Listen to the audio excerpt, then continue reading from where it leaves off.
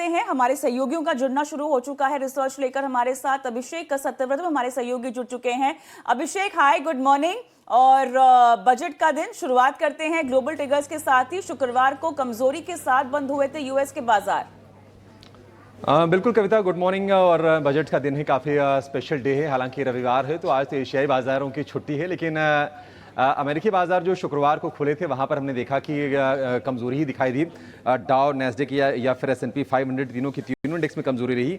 और S&P 500 में हमने लगातार तीसरे सत्र में कमज़ोरी देखी।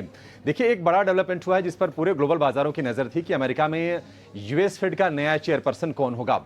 और डोनाल्ड ट्रंप ने केविन वॉर्श, जो कि US फेड के पूर्व गवर्नर रह चुके हैं, उनके नाम पर मुहर लगा दी। अब माना ये जा रहा है कि अगर केविन वॉर्श बनेंगे, जब वो कुर्सी संभालेंगे, तो वो शॉर्ट टर्म में तो ज़रूर दरों में कटौती करेंगे। अमेरिका में ट्रंप का यही मैंडेट भी है फेड गवर्नर्स के लिए। लेकिन चूंकि वो फेड के फंक्शनिंग को समझते हैं, वो पूरे इकोसिस्टम की बेहतर जानकारी रखते हैं, तो बहुत शार्प हम उनकी तरफ से इंटरेस्ट रेट्स में रिडक्शन नहीं देखेंगे।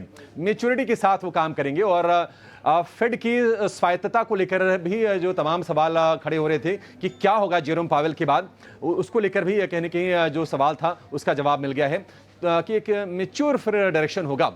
तो अमेरिकी बाजारों में तो ये नरमी हमने देखी। US फ्यूचर्स में भी कमजोरी का ही रुख रहा।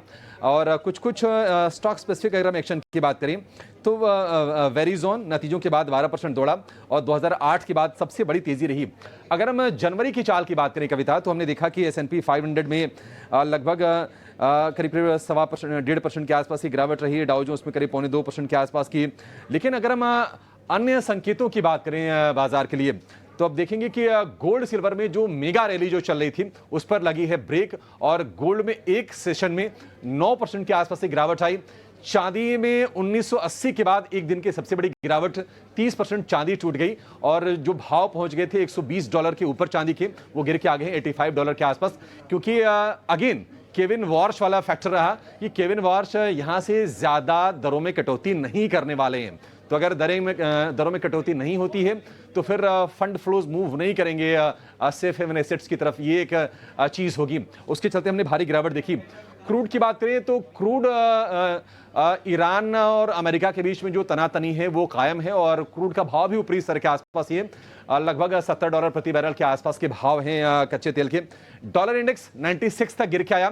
थोड़ी सी स्ट्रेंथ आ रही है डॉलर में। और डॉलर इंडेक्स लगभग अब 97 के आसपास पहुंच गया है, थोड़ी सी रिवर्सल के साथ। तो कुल मिलाजुला के जो मतलब संकेत तो हमारे पास बहुत ही लिमिटेड है। हमारे कितने काम आएंगे पता नहीं। देखना होगा कि गोल्ड सिल्वर को लेकर आज सरकार क्या कुछ ऐलान करती है, वित्त मंत्री क्या कहती हैं बजट में, उस पर हमारी नजर रहने वाली है। बिल्कुल अभिषेक, शुक्रिया इस अहम अपडेट के लिए। लेकिन शो को आगे बढ़ाते हैं और फटाफट जो है आपको विदेशी और घरेलू संस्थागत निवेशकों का क्या रुझान रहा है उसका एक अपडेट आपको दे देते हैं।